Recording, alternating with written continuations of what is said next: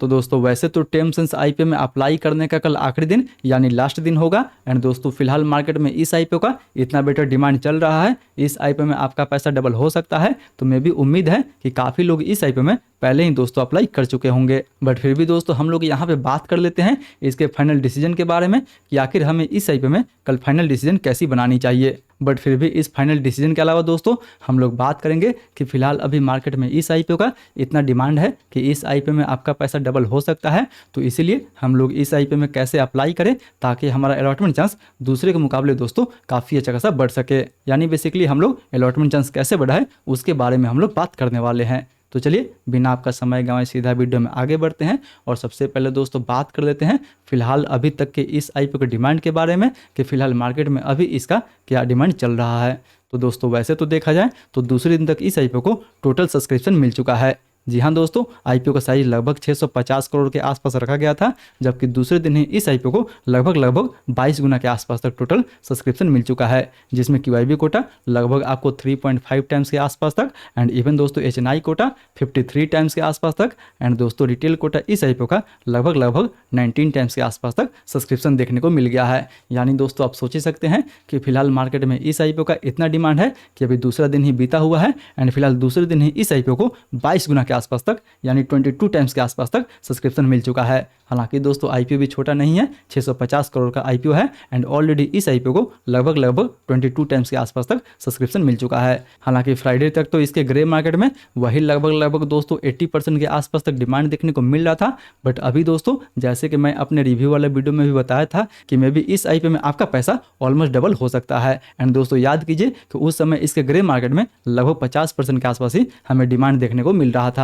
And फिलहाल अगर अभी के बारे में बात करें तो फिलहाल इसके ग्रे मार्केट में लगभग 105-6% के आसपास तक डिमांड हमें देखने को मिल रहा है। यानी ये तो दोस्तों अब पूरा कंफर्म हो चुका है कि इसमें आपका जो पैसा है वो ऑलमोस्ट 2 गुना हो जाएगा। एंड इसीलिए फिलहाल दोस्तों अभी मार्केट में इतना इसका डिमांड चल रहा है तो नो डाउट इसमें तो हमें जरूर अप्लाई करनी चाहिए। बट दोस्तों एक कैच ये है कि जहाँ पहले हम लोग इस आईपीओ में शॉर्ट टू मीडियम टर्म के लिए भी अप्लाई करने वाले थे, यानी लिस्टिंग गेंस के लिए तो अप्लाई करने वाले थे एंड उसके अलावा दोस्तों मैंने बोला भी था कि इसमें शॉर्ट टू मीडियम टर्म में भी अच्छा खासा मोमेंटम दे सकता है। हालांकि उस समय डिमांड जो था वो 50% के आसपास ही था एंड दोस्तों उम्मीद था कि मे भी अगर उतना पे ही लिस्ट होता है तो उसमें हमें और ज़्यादा मोमेंटम देखने को मिल सकता है। बट दोस्तों याद रखिएगा कि अगर ये 100% के आसपास या फिर उससे ऊपर लिस्ट होता है तो मे भी इसमें शॉर्ट टू मिड टर्म में हमें अच्छा खासा करेक्शन भी देखने को मिल सकता है। मे भी दोस्तों 1-2 दिन ये फोकस में रह सकता है, बट दोस्तों जब इसमें हमें गिरावट देखने को मिलेगा तो मे भी इसमें हमें अच्छा खासा करेक्शन देखने को मिल सकता है। इसलिए ये आईपीओ जो रहेगा वो दोस्तों केवल और केवल लिस्टिंग गेंस के लिए ही बेटर हो सकता है।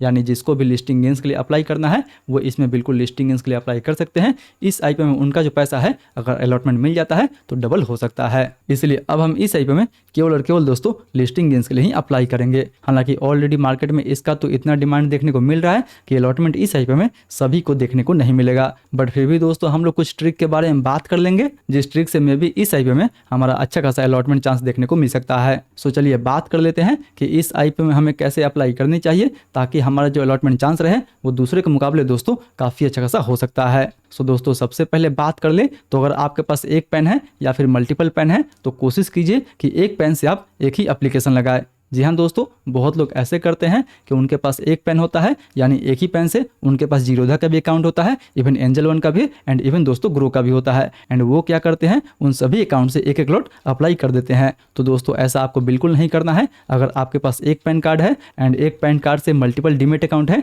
तो किसी एक ही डीमेट अकाउंट में दोस्तों आपको अप्लाई करनी चाहिए। अगर एक ही पैन कार्ड से आप मल्टीपल डीमेट अकाउंट में अप्लाई करते हैं तो उस केस में आपका जो अलॉटमेंट चांस रहेगा वो दोस्तों बिल्कुल ना के बराबर रहेगा, क्योंकि आपका जो एप्लीकेशन रहेगा वो दोस्तों बिल्कुल रद्द कर दिया जाएगा। वहीं दूसरे ट्रिक के बारे में बात कर लें तो दोस्तों आपके फैमिली मेंबर में जितने लोग हैं उन सभी के डीमेट अकाउंट से आपको अप्लाई करनी चाहिए। जी हाँ दोस्तों, जितना ज़्यादा आपका एप्लीकेशन होगा उतना ही आपका जो अलॉटमेंट चांस रहेगा वो दूसरे के मुकाबले दोस्तों बेटर हो सकता है। यानी किसी के पास एक ही अकाउंट है तो वो एक अकाउंट से अप्लाई करेगा एंड दोस्तों अगर आपके पास मल्टीपल अकाउंट है यानी आपके घर में 5-10 लोग हैं एंड 5-10 लोगों के नाम पे दोस्तों डीमेट अकाउंट है तो आपको उन सभी के डीमेट अकाउंट से अप्लाई करना है। इससे क्या होगा कि आपका जो अलॉटमेंट चांस रहेगा वो दूसरे के मुकाबले में दोस्तों काफ़ी हद तक बढ़ सकता है। वहीं थर्ड ट्रिक के बारे में बात कर लें तो दोस्तों आपको मैक्सिमम लॉट्स लगाने से बिल्कुल बचनी चाहिए। जी हाँ दोस्तों, आप मल्टीपल अलग अलग एप्लीकेशन तो लगा सकते हैं, बट आपको एक एप्लीकेशन में एक ही लॉट लगानी चाहिए अगर आप रिटेल कोटा में अप्लाई कर रहे हैं तो। जी हाँ, काफ़ी लोग ऐसे करते हैं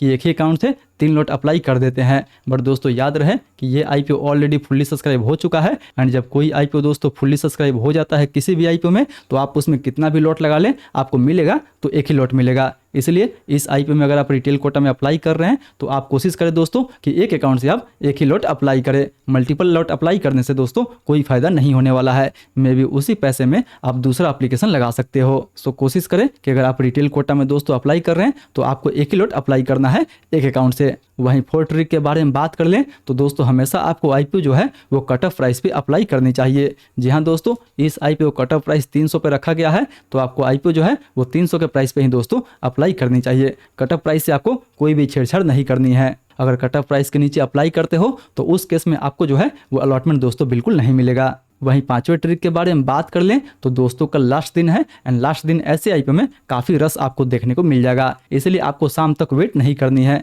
यानी आपको लास्ट मोमेंट तक बिल्कुल वेट नहीं करनी चाहिए। या तो आप सुबह ही अप्लाई कर सकते हो इस आईपीओ में, 10 बजे आप पेमेंट कर सकते हो, या फिर दोस्तों आज ही रात में आप अप्लाई कर सकते हो, एंड मे भी दोस्तों कल सुबह ही 10 बजे के बाद इसमें आप पेमेंट कर सकते हो। बट याद रहे दोस्तों कि कल आखिरी दिन है, अगर लास्ट मोमेंट में आप अप्लाई करते हो तो मे भी उस केस में आपका यूपीआई मैंडेट टाइम पे नहीं आएगा, एंड टाइम पे नहीं आएगा तो मे भी आप इस आईपीओ में अप्लाई भी नहीं कर पाओगे। इसलिए कल लास्ट दिन है, काफ़ी ज़्यादा रस रहेगा इस आईपीओ में, इसलिए लास्ट मोमेंट तक बिल्कुल आपको वेट नहीं करनी चाहिए। यही दोस्तों 5 ट्रिक है जिस ट्रिक को फॉलो करके आप दूसरे के मुकाबले बेटर अलॉटमेंट चांस पा सकते हो। हालांकि दोस्तों आईपीओ का अलॉटमेंट लॉटरी बेसिस पे होता है, इसलिए इसमें कोई 100% का जो ट्रिक है वो काम तो बिल्कुल नहीं करेगा। जो भी आपका आगे का अलॉटमेंट चांस रहेगा वो पूरा का पूरा दोस्तों आपके लक पे डिपेंड करेगा। अभी देखा जाए तो रिटेल कोटा लगभग 20% के आसपास तक भर चुका है। उम्मीद है कि कल इसमें हमें लगभग 35 से 40% का पूरा सब्सक्रिप्शन देखने को मिल सकता है इवन रिटेल कोटा में। इसलिए आप अप्लाई कर लिए हैं तब तो ठीक है, नहीं अप्लाई किए हैं दोस्तों तो इन सब बातों को आप बिल्कुल ध्यान में रख कर ही इस आईपीओ में आपको अप्लाई करनी चाहिए, ताकि दूसरे के मुकाबले आपका जो अलॉटमेंट चांस है वो दोस्तों बेटर हो सके। बाकी बात दोस्तों, मैंने भी इस आईपीओ में कुछ लॉट ऑलरेडी अप्लाई कर चुका हूँ, कुछ लॉट दोस्तों कल अप्लाई करने वाला हूँ, एंड आप इस आईपीओ में अप्लाई किए हैं या फिर नहीं किए हैं या फिर आगे अप्लाई करने वाले हैं, वो भी दोस्तों हमें नीचे कमेंट करके जरूर बताएं। सो दोस्तों ये तो था मेरा पूरा व्यू इस आईपीओ के फाइनल डिसीजन को लेकर। मे भी आपका व्यू हमसे अलग हो सकता है, इसलिए आप जो भी डिसीजन ले अपना रिस्क एंड अपना एनालिसिस लगाने के बाद ही ले। आई होप दोस्तों वीडियो आपको इन्फॉर्मेटिव लगा होगा। अगर वीडियो अच्छा लगे तो वीडियो को लाइक करें एंड अपने दोस्तों के साथ भी जरूर शेयर करें। एंड हाँ, स्टिल अभी भी कोई डाउट है इन सारे आईपीओ के डिसीजन को लेकर या फिर दोस्तों अलॉटमेंट चांस को लेकर, तो वो आप हमसे नीचे कमेंट करके पूछ सकते हैं। फिर मिलते हैं अगले वीडियो में, तब तक स्टिल दोस्तों आप इस आईपीओ का फुल रिव्यू नहीं देखे हैं तो ऊपर वाले इस वीडियो को टैप करके आप इस आईपीओ का फुल रिव्यू देख सकते हैं एंड कंपनी के बारे में एकदम से डिटेल में जान सकते हैं।